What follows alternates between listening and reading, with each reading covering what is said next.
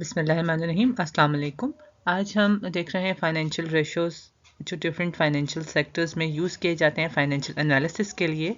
उन रेशोज़ को हम ब्रीफली देखेंगे। हमारे पास डिफरेंट रेशो एनालिसिस किया जाता है ताकि कंपनी की करंट सिचुएशन को कंपेयर किया जा सके डिफरेंट टाइम पीरियड के दौरान, और उसके ही कंपटीटर कंपनीज़ के दौरान उनको कंपेयर किया जा सके और उनका एनालिसिस किया जा सके कि कौन सी कंपनी बेटर है, या आपकी एक ही कंपनी में किस टाइम पीरियड में वो कंपनी ने कैसी परफॉर्मेंस दी है। यूजुअली हमारे इस रेशो एनालिसिस की इंटरेस्टेड पार्टीज़ शेयर होल्डर्स होते हैं, क्रेडिटर्स होते हैं, या फर्म के अपने मैनेजमेंट होते हैं, या फर्म के ओनर्स होते हैं जो इस बात के लिए इंटरेस्टेड होते हैं कि कंपनी ने कैसे परफॉर्मेंस दी है, या कंपनी कैसे एनालिसिस कर रही अपना कंपनी ने किस तरह की परफॉर्मेंस दी है, इन एनालिसिस से आइडेंटिफाई कर सकती है। हमारे पास जो अगर हम एनालिसिस कर रहे होते हैं तो हम डिफरेंट तरीके से करते हैं। क्रॉस सेक्शनल एनालिसिस होता है कि आप सेम कंपैरिजन करते हैं डिफरेंट फर्म्स के बीच में एक सेम टाइम पीरियड के दौरान। फॉर एग्जांपल 2021 का रिजल्ट्स का एनालिसिस करूंगी कंपनी ए और कंपनी बी के दरमियान। इसको एनालिसिस को बेंचमार्क के तौर पे भी यूज़ किया जा सकता है, उस तरह से कि कोई एक कंपनी के रिजल्ट अपनी राइवली है या इसकी कंपटीटर कंपनी के रिजल्ट्स को हम एक बेंचमार्क रखें, या उस इंडस्ट्री की वो कंपनी जो सबसे बेस्ट परफॉर्म करती है उसकी उस कंपनी को हम बेंचमार्क के तौर पे रखें, और अपने रिजल्ट्स को अपनी कंपनी के रिजल्ट्स को उसके साथ कंपेयर करके देखें कि हमारी कंपनी ने या कंपनी जो अंडरलाइन कंपनी है जिसका एनालिसिस किया जा रहा है वो कंपनी कैसे परफॉर्म कर रही है। इसके अलावा टाइम सीरीज एनालिसिस होता है जो आप एक सेम कंपनी को ओवर द टाइम पीरियड देख रहे होते हैं, यानी कंपनी ए को ही मैं अपने रिजल्ट्स 2021 के रिजल्ट्स को कंपेयर करूंगी 2020 के रिजल्ट्स के साथ, या उसे और प्रीवियसली रिजल्ट्स के साथ में कंपेयर कर रही हूँगी या पास्ट रिकॉर्ड देख रही हूँगी। जनरली अगर आप हम इनकम स्टेटमेंट्स उठाकर देखें या इनकम स्टेटमेंट को हम अगर रिव्यू करें किसी भी कंपनी के, तो उसमें उन्होंने अपनी ही कंपनी को पास्ट ईयर्स के एनालिसिस के साथ शो किया हुआ होता है। और उसके बाद कंबाइंड एनालिसिस आ जाता है जिसमें हम दो कंपनीज को दो डिफरेंट टाइम पीरियड के दौरान कंबाइनली कैलकुलेट कर सकते हैं या कंबाइनली कंपेयर करके देख सकते हैं कि किसी भी दो कंपनी ने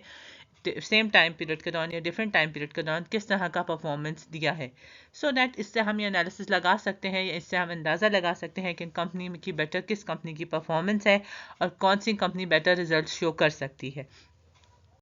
अगर हम एक पिक्चर से एनालिसिस का देखें, ये एक एवरेज कलेक्शन टाइम पीरियड का डाटा का रिजल्ट एक ग्राफ पे बनाया गया है जो 2009 से 2012 के दरमियान है और company A and company B के रिजल्ट्स को शो करे। यहाँ हम देख सकते हैं एवरेज कलेक्शन पीरियड उसको कहा जाता है कि कोई भी कंपनी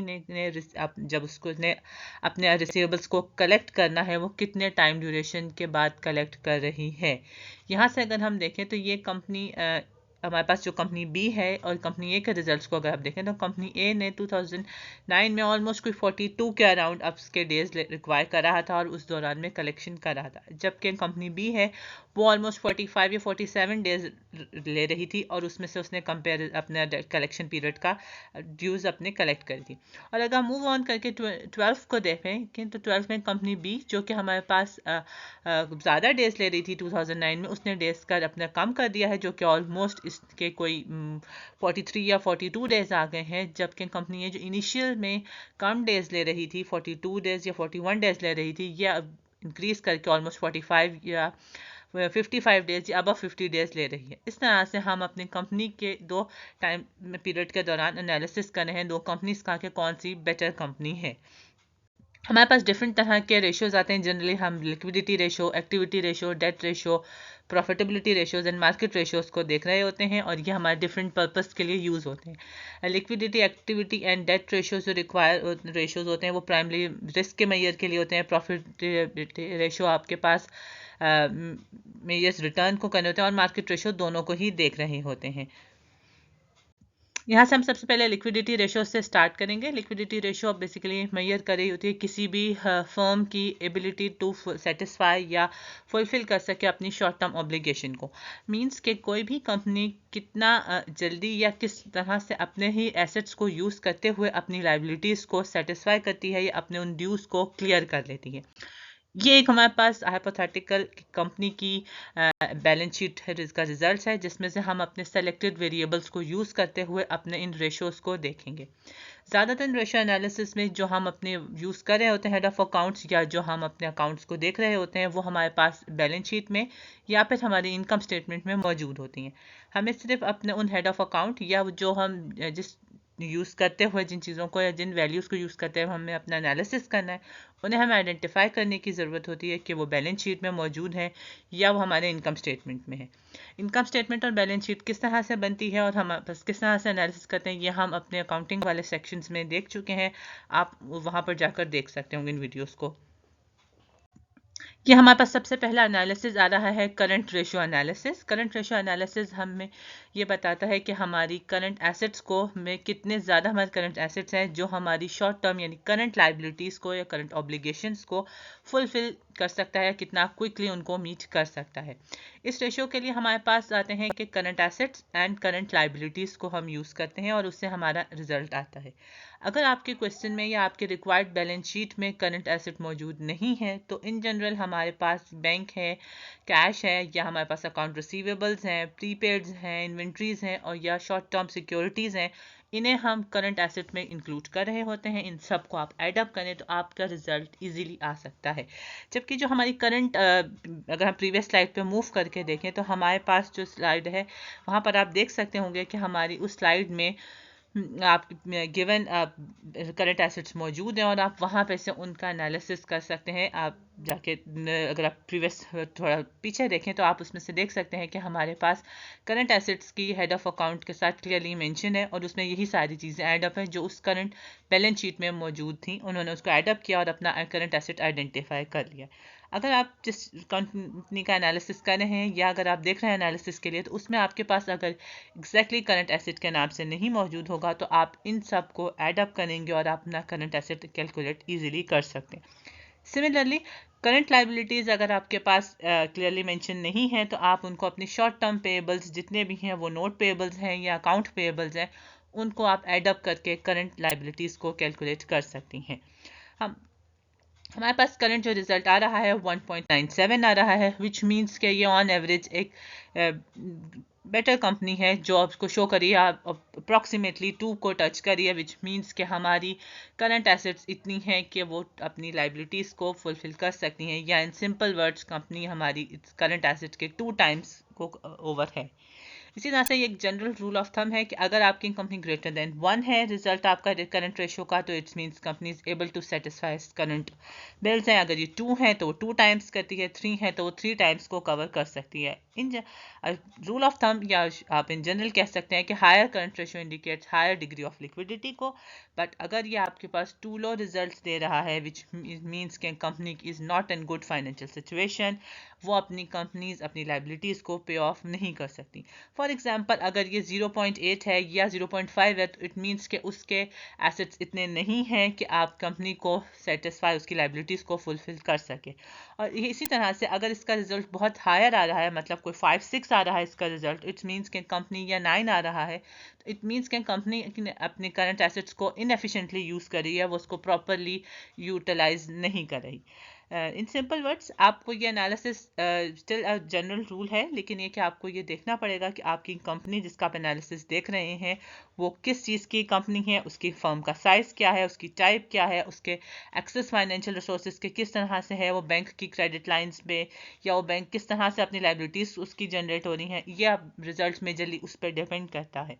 समटाइम्स अगर किसी का आपके पास 2 आ रहा है तो किसी कंपनी के लिए हम उसी को ही बेटर कह सकते हैं या बेस्ट रिजल्ट्स कह रहे होते हैं, और किसी का अगर वो इवन 1.5 आ रहा हो तो ही वो बेटर हो जाता है और उसके लिए 2 बहुत हाई हो जाएगा। सो हमारे रिजल्ट्स जनरली आपके लिए जो मेंशन है स्लाइड पे आप देख रहे हैं कि ये रूल्स ऑन एवरेज या इन रूल ऑफ थंब के लिए तो आप यूज़ कर सकते हैं, लेकिन आपको अपनी फर्म के रिजल्ट्स की या किस चीज़ की फर्म की नो हॉबी होना चाहिए कि फर्म किस चीज़ की फर्म है या किस चीज़ की इंडस्ट्री है जिसमें हम ये वर्कआउट कर रहे हैं। ये सारे रूल्स रेशियो सबके लिए मेजर है कि आपके यहाँ पर हम एक सिर्फ जनरल रूल ऑफ थंब देख रहे हैं या इन जनरल रिजल्ट्स को देख रहे हैं, हम ये नहीं आइडेंटिफाई इस वक्त देख रहे हैं कि हमारी कंपनी क्या है। आपको अपने रिजल्ट एनालिसिस के लिए कंपनी का जहन में रखना भी बहुत ज़रूरी है। नेक्स्ट हमारे पास रेशियो आ जाता है क्विक एसेट रेशियो या एसेट टेस्ट रेशो हम कह सकते हैं। ये आपके पास बेसिकली करंट रेशो ही का एक आइडेंटिफाई या सेम लिक्विडिटी ही आइडेंटिफाई करने के लिए यूज़ होता है, लेकिन इसमें हम साथ इन्वेंट्रीज और अपनी प्रीपेड्स को भी यूज़ कर रहे होते हैं। आपके पास अगर प्रीपेड कंपनी के मौजूद नहीं है तो हम सिर्फ अपनी करंट इन्वेंट्री को यूज़ करेंगे। ये उस टाइम पे यूज़ हो सकती हैं जहाँ पर आपके पास सोल्ड ऑन क्रेडिट पे हो, विच मीन्स के it becomes account receivable before it converted into cash. या आपके पास बहुत low liquidity, generally low liquidity of inventories का हो, तो हमारे पास इस वजह से ये यूज़ किया जा रहा होता है। देन हमारे पास ये रेशो, हम अगर इसका कंपेयर देखें तो ये उस टाइम पे यूज़ कर रहे होते हैं जहां हमारे पास ये आपकी फर्म्स की inventory can not be easily convertible into cash, हम उस टाइम पे इसको यूज़ कर रहे होते हैं। अदरवाइज हमारे पास करंट रेशो जो हमने सबसे पहले सीखा था वही प्रेफर्ड होता है overall measure in the liquidity. इसके बाद हमारे पास एक और एक आता है लिक्विडिटी रेशो, जिसे हम कैश रेशो कहते हैं। कैश रेशो में हम ज़्यादातर वही सिर्फ एनालिसिस ले रहे होते हैं जो कैश बेस्ड कंसिडर किए जाते हैं। फॉर एग्जाम्पल हमें पता है कि हमारे पास कैश होता है, बैंक होता है, जिसे हम simple word cash in hand और कैश इन बैंक कहते हैं, उन्हें हम कंसिडर कर रहे होते हैं। इसके बाद हम शॉर्ट टर्म सिक्योरिटीज़ को कंसिडर कर रहे होते हैं और हमारे पास करंट लाइबिलिटीज़ आ जाती हैं। यहाँ पर हमारे पास प्रीवियस स्लाइड पे करंट लाइबिलिटीज़ की कैलकुलेशन कैसे है आप वो वहाँ से देख सकते हैं। ये जस्ट एग्जाम्पल है, हाइपोथेटिकल एग्जाम्पल, जिसमें हमने यहाँ पर अपनी कोई कैश अमाउंट है, बैंक की और शॉर्ट टर्म लिक्विडिटीज़, इन सब को हमने एडअप किया और हमारे पास 0.7 रिजल्ट आया, विच मीन अप्रॉक्सीमेटली ये 14,000 करंट एसेट्स बन रहे हैं हमारे पास, विच मीन्स कि आपके पास 14,000 are available to fill our quickly needs of to fulfil our liabilities. यानी अगर हमने ऑन स्पॉट की अपनी लाइबिलिटीज़ को पे ऑफ करना है तो कैश रेशो हमें उस चीज़ को एनालिसिस करके बता रहा है कि आपके पास अगर आपने किसी भी मोमेंट में ऑन स्पॉट अपनी लाइबिलिटीज़ को पे ऑफ करना है तो आपके पास इतना कैश मौजूद होना चाहिए कि आप उसको पे ऑफ कर सकें। इस करंट एग्जांपल में हमारे पास 14,000 का कैश मौजूद है जिससे हम अपनी करंट लाइबिलिटीज़ को पूरा कर सकते हैं। ऑल दो कि हमारे पास यहाँ पर हम ये देख रहे हैं कि एक इनसफिशिएंट रिजल्ट शो कर रहा है, लेकिन एटलीस्ट हम यहाँ से कुछ पोर्शन उसका पे ऑफ कर सकते हैं। नेक्स्ट हमारे पास आता है एक्टिविटी रेशो। ये मेजर कर रहा होता है द स्पीड एट विच हमारे assets and liabilities can easily convert into sales और कैश। ये इसे हम अपनी एफिशिएंसी रेशो भी कहते हैं या टर्नओवर रेशियोज भी कह रहे होते हैं। इट मींस कि फर्म की एफिशिएंसी को या इफेक्टिवनेस को कैलकुलेट कर रहा होता है कि वो अपने किस तरह से अपने एसेट्स को utilise, how well it's using its assets. इसमें से हमारे पास वही बैलेंस शीट का हम यूज़ कर रहे होते हैं और हम यहाँ पर अपनी इनकम स्टेटमेंट का यूज़ कर रहे होते हैं। ये balance sheet and income statement given है दोनों स्लाइड्स पर। यहाँ से आगे हम वन बाय वन अपने रेशियोज देख लेंगे कि हम किस तरह से करते हैं। ये हमारे पास एवरेज कलेक्शन पीरियड आ रहा है। एवरेज कलेक्शन पीरियड मींस के रेशो या वो स्पीड जिस पे हमें अपने days on average days required कर रहा है कि हमारे पास जो अकाउंट रिसीवेबल है हमें किस टाइम ड्यूरेशन में मिल रहे हैं। इसके लिए हमें सबसे पहले अकाउंट रिसीवेबल्स चाहिए, वो हमारे पास हमारी इनका बैलेंस शीट में मौजूद होते हैं। एवरेज सेल्स पर डे, अगर आपके पास ये क्लियरली मेंशन है तो आप वो यूज़ करेंगे, और अगर इन केस ये नहीं मेंशन तो हम एनुअल अपनी टोटल सेल्स होंगे उससे हम यूटिलाइज करेंगे और डिवाइडेड बाय हम उसे 365 करेंगे तो हमारे पास रिक्वायर्ड आंसर आ जाएगा। करंट हमने अपना जो एग्जांपल में यूज़ किया है हमारे अकाउंट रिसीवेबल्स को और हमारे पास एनुअल सेल्स को और डिवाइडेड बाय 365 किया तो हमारे पास अप्रॉक्सीमेटली 59.7 डेज आ रहा है, जो हम सिंपल वर्ड से 60 डेज कंसिडर कर सकते हैं। ये हमारे पास जो रिजल्ट है इसे हम एक या शो करता है कि आप मेक श्योर करता है कि आपके पास इतना कैश हो कि आप अपनी ऑब्लिगेशंस को यूज़ कर सकते हो। इसके अलावा आप ये बेसिकली जो मैनेजर्स अकाउंट रिसीवेबल्स के मैनेजमेंट के पर्पस के लिए यूज़ हो रहा है, या आप ये कह सकते हैं कि ये ऑन एवरेज इन कितना टाइम रिक्वायर्ड करता है अपने अकाउंट रिसीवेबल्स को वापस रिसीव करने में, या आप ये कह सकते हैं कि कितनी number of days it business require कर रही है कि वो अपने अकाउंट रिसीवेबल्स को कलेक्ट कर सके और कैश में कन्वर्ट कर सके। ये बेसिकली फार्मूला आपको ये बताता है कि आपको कितने नंबर ऑफ डेज रिक्वायर्ड हैं, कितने number of on average days लग रहे हैं अपने अकाउंट रिसीवेबल्स को कैश में कन्वर्ट कराने के लिए। सो द एवरेज जो आपका कलेक्शन पीरियड इंडिकेट कर रहा होता है कि कितनी वेल फर्म की मैनेजमेंट है जो इस अपनी वेल नोन इसको प्रैक्टिस कर रही है, या आप इसमें कितना बेहतर तरीके से वो मैनेज कर पा रही है अपनी रिसीवेबल्स की को, और वो अपने किस डेज में रिक्वायर्ड कर रही है। स्टिल ये हमारे पास बेस करता है कि आपके पास क्या कंपनी है, कितनी रिक्वायर्ड डेज चाहिए उसे, उसके अकॉर्डिंगली हम डिसीजन ले रहे हैं। लेकिन रूल ऑफ थंब हम ये कहते हैं कि अगर आपके पास 30 to 60 डेज का हो या लेस देन 60 डेज हो तो हम इसे एक बेटर सिचुएशन का कह रहे होते हैं कि ये गुड मैनेजमेंट है इसकी। लेकिन अगर आपकी कंपनी के दौरान अरेंजमेंट में ये डील की गई है कि वो कोई 15 डेज को यूज़ करेगी और उसके बावजूद ये 60 डेज ले रही है वो कंपनी रिसीवेबल्स में, तो ये एक पुअर मैनेजमेंट काउंट होगी। इसके अलावा अगर आपके पास जनरली हमने बात की कि आपकी कंपनी पर डिपेंड करता है, सम ऑफ द कंपनीज रिक्वायर करती है कि वो 60 डेज में पेमेंट हो जाए, लेकिन सम कंपनीज या सम मैन्युफैक्चरिंग बिजनेस ऐसे होते हैं जिनमें लॉन्गर डेज चाहिए। फॉर एग्जांपल अगर किसी शिप की मैन्युफैक्चरिंग की कंपनी है या एयरक्राफ्ट की मैन्युफैक्चरिंग कंपनी है तो obviously it required longer days as compare to कोई ग्रॉसरी स्टोर हो या कोई ज्वेलरी स्टोर हो जिसकी वो अकाउंट रिसीवेबल्स की डिमांड होगी। सो हमारे पास इन अकाउंट रिसीवेबल्स भी उसी तरह से जैसे हमने प्रीवियस रेशो के बारे में बात की कि डिपेंड करता है कि आपका किस चीज़ का बिजनेस है और वो बिजनेस के अकॉर्डिंगली हम इस डेज की एक बेटर रिजल्ट फॉर्म करते हैं। और ऑन एवरेज हम कहते हैं कि 60 डेज और लेसर टाइम पीरियड में एक प्रेफरेबल बिजनेस कहा जाता है और एक गुड ऑन का कंसिडर किया जा सकता है कि वेल मैनेज्ड इस अकाउंट रिसीवेबल्स का कलेक्शन। इसके अलावा सिमिलरली अभी हमारे पास जिसका एक आता है, जिस तरह हमने अभी रिसीवेबल्स का देखा, इसी तरह से हम एवरेज पेमेंट पीरियड को भी देख रहे होते हैं। पेमेंट पीरियड मीन्स कि हमने किस तरह से हमारी कंपनी अपनी लाइबिलिटीज़ को पे ऑफ कर रही है या जो हमने अमाउंट्स देनी थी कितने डेज के अंदर अंदर हम पेमेंट कर रहे होते हैं।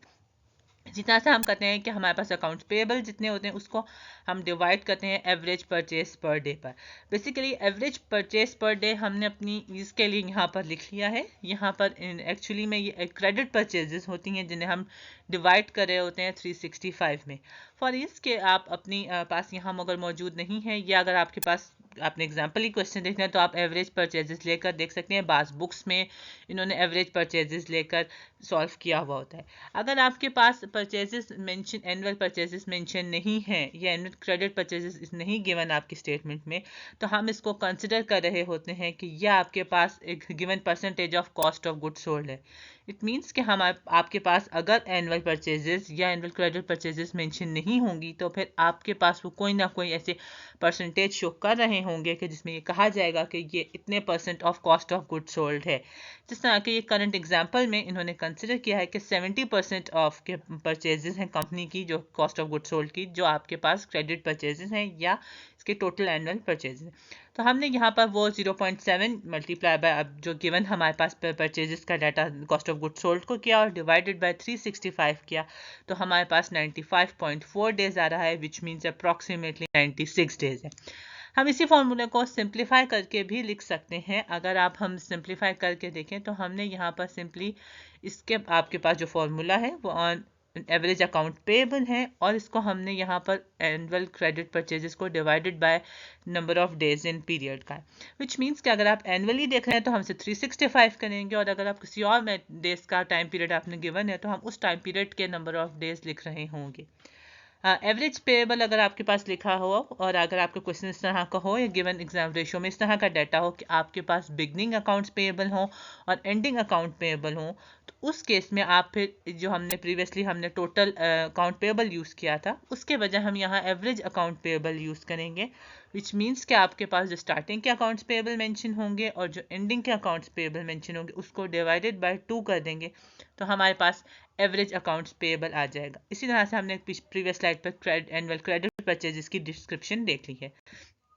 अब हम आ जाते हैं इसके एनालिसिस की तरफ या इसके इंटरप्रिटेशन की तरफ कि आपके पास ऑन एवरेज अगर 30 डेज की क्रेडिट टर्म्स हैं और वो आपका 90 डेज ले रहा है, जैसे हमने एग्जांपल में 95 डेज ले रहा था अप्रॉक्सीमेटली, तो it's taking too many long days कि वो अपने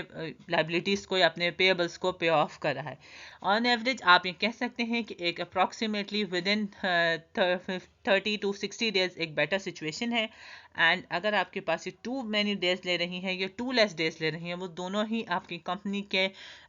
फाइनेंशियल एनालिसिस के लिए ठीक बात नहीं होती या दोनों ही इस केसेस में आपके इन्वेस्टर्स में या आपके जो रिसीवेबल्स आपके अदर साइड ऑफ पार्टी है जिससे आप डील कर रहे हैं उनके लिए बेटर सिचुएशन नहीं होती है। और अगर आप मोर सिंप्लीफाई देखना चाहें तो हमने इसको सिंपली मैथमेटिकल रूल्स को यूज़ करते हुए एनुअल क्रेडिट परचेज के जो डिवाइजर में था उससे हम सिंपली ऊपर ले गए और मल्टीप्लाई बाय 365 कर दिया है जो मोर और लेस हमारे पास एग्जैक्टली सेम रिजल्ट ही देगा। You can check it out जो प्रीवियस स्लाइड में आप उसके थ्रू खुद भी कैलकुलेट करके देख सकते हैं कि ये बिल्कुल सेम है। ये just simplified form of the formula है और जो कि मैथमेटिकली किया हुआ है। इसके बाद हमारे पास आ जाता है इन्वेंट्री टर्नओवर विच मेजर्स आपकी करता है कि ये ऐसा एक एक्टिविटी और लिक्विडिटी का जो आइडेंटिफाई करा होता है कि इसमें आप अपनी कॉस्ट ऑफ गुड सोल्ड का और इन्वेंट्री का रेशो देख रहे हैं। विच मीन्स कि हमारे पास हम ये देख रहे हैं कि हाउ मेनी टाइम्स आपकी कोई भी कंपनी क्रिएट कर रही है इन्वेंट्री को सोल्ड आउट कर पा रही है। यानी एक फिक्स टाइम पीरियड में हमारे पास इन्वेंट्री कितनी बार अपनी सेल्स को पूरा अपनी इन्वेंट्री को सोल्ड आउट करती है। हमारे पास ये एग्जांपल में हमने देखा कि हमारे पास cost of good sold mention है और टोटल हमारी इन्वेंट्री भी मेंशन है, जिससे हमने डिवाइड किया था 7.2 है, विच मीन्स कि ये हमारा 7 टाइम्स हमारी गिवन टाइम पीरियड में इसको सोल्ड आउट कर लेती है। यह आपके पास इन्वेंट्री टर्नओवर स्टिल इसी तरह से डिपेंड करता है कि आपके पास आप डिपेंड करेगा कि ये किस चीज़ का बिजनेस है, कहाँ पर आप ये बिजनेस एग्जिस्ट कर रहा है और किस एरिया में है और कौन सी चीज़ में डील कर रहा है, उस पर डिपेंड करता है ये। अगर आपके पास मीनिंगफुल रेशियोज में ऐसा चाहिए, आपके पास बहुत ज़्यादा मीनिंगफुल उस टाइम पे ही रहता है सिर्फ कि जब आप इसको किसी और कंपनी के साथ सेम इंडस्ट्री में कंपेयर करें या आप अपनी ही कंपनी के प्रीवियस में कंपेयर करके देखें, तो ही ये आपके पास मीनिंगफुल रिजल्ट दे रहा होगा। अदरवाइज खाली 7 टाइम्स आपकी कंपनी सेल आउट कर लेती है तो it's not so much meaningful, यानी आपको इतना ज़्यादा बेटर नहीं रिजल्ट शो करेगा जब तक आप इसको किसी और टाइम पीरियड में या किसी और जगह पर कंपेयर नहीं कर रहे होंगे। नेक्स्ट हमारे पास आ जाता है average age of inventory, which means कि हम ये देख रहे हैं अभी कि अब जो हमने 7.2 का देखा था वो कितने डेज के अंदर फुल हो रहा है, how many days inventory on hand रखती है या कितने डेज में रखती है, जो रिजल्ट हमारे पास प्रीवियस आया है इन्वेंट्री टर्नओवर रेशियो से। हमने सिंपली करना ये है कि हम 365 से उस रिजल्ट को डिवाइड कर देते हैं। जैसे यहाँ पर हमने 7.2 को डिवाइड कर दिया तो हमारे पास अप्रॉक्सीमेटली 50.7 डेज आए हैं। टिपिकली आप ये कह सकते हैं कि अगर आपका ये ड्यूरेशन 60 to 90 डेज में एग्जिस्ट कर रहा है तो इट्स बेटर रिजल्ट करते हैं, और अगर आपके पास बहुत ज़्यादा शॉर्ट टाइम फ्रेम में कर रहा है तो भी इवन बेटर कहलाया जाता है। लेकिन अगर ये बहुत ज़्यादा लॉन्ग डेज ले रहे हैं, यानी अबव 90 डेज ले रहे हैं, जिस तरह के 180 डेज हैं, 100 डेज रिक्वायर्ड कर ले, तो ये हम इसे कंसिडर करते हैं कि वो स्टॉक हमारे पास से सेल आउट नहीं हो सकता, या हम उसे डेड स्टॉक को पे कंसिडर करते हैं। यहाँ पर हमारे पास स्टॉक मींस इन्वेंट्री है या वो सामान है जो हमने जिस चीज़ से हम बिजनेस कर रहे हैं और जिसके हम इन्वेंट्री को कंसिडर कर रहे हैं। लेकिन स्टिल इट डिपेंड्स कि आपका किसका बिजनेस है और हम किस चीज़ पे करें। फॉर एग्जाम्पल अगर मैं कोई ग्रॉसरी का कर रही होंगी तो मेरे लिए 180 डेज वहाँ पर इन्वेंट्री का एग्जिस्ट करना बहुत मुश्किल होगा और मेरे पास वो डेड स्टॉक कहलाया जाएगा। लेकिन अगर मेरा किसी ऐसी चीज़ का बिजनेस है, फॉर एग्जांपल एयरक्राफ्ट मैन्युफैक्चरिंग का है, तो उस एयरक्राफ्ट में ऑब्वियसली 180 डेज मेरे पास इतना मैटर नहीं कर रहा होगा एज कम्पेयर टू किसी ग्रॉसरी स्टोर के स्टॉक पर। देन हमारे पास आ जाते हैं टोटल एसेट टर्नओवर। ये आप बेसिकली आपके पास इंडिकेट करता है एफिशिएंसी, जिससे हम ये कह सकते हैं कि फर्म्स अपने एसेट्स को यूज़ करते हुए अपनी सेल्स को जनरेट कर रही हैं। यानी ये इन सिंपल वर्ड्स ही हमारे सेल्स का और टोटल एसेट का रेशो है। या अगर आप और इजी देख सकें तो हम ये कंपेयर कर रहे होते हैं कि हमारे पास टोटल एसेट सेल्स कितना परसेंटेज पे है, या हमने कितनी एफिशिएंसी को हमारे पास एसेट को शो कराता है कि वो हमारी एफिशिएंटली सेल्स में जनरेट कर रही है। आप ये देख सकते हैं कि हमारे पास sales divided by total asset हमने किया है कंपनी को, और हमारे पास ये रेवेन्यू कितने जनरेट करी है। ये आपके पास एक एग्जांपल है जिसमें हमारे पास टोटल सेल्स मेंशन है, टोटल एसेट्स मेंशन है, और ये हमारे पास 0.85 रिजल्ट आ रहा है, विच मीन्स कि कंपनी अपने टर्नओवर हमारे पास एसेट्स 85 टाइम्स पर ईयर कर रही है सेल्स पर। इन जनरली जितना ये हायर रेशियो होगा उतना यानी टोटल टर्नओवर जितना हायर है वो मोर एफिशिएंटली यूज़ करने का शो करता है, विच मीन्स कि आपके पास probably the greater asset interest management is used in indicate whether it operation have been efficiently या नहीं। यानी जितना ये हायर रिजल्ट शो करेगा उतनी ही कंपनी की एफिशिएंसी को बेटर कंसिडर किया जाएगा। देन हमारे पास आगे हम कहते हैं डेट रेशियोज हैं, वो हम इंशाल्लाह नेक्स्ट पार्ट में देखेंगे। और आप यहाँ से अगर आपको इनसे रिलेटेड कोई भी क्यूरी हो, कोई भी क्वेश्चन हो तो आप कमेंट में पूछ सकते हैं। अगर आपको अच्छी लगे वीडियो तो please like share and subscribe. अल्लाह हाफिज़, थैंक यू।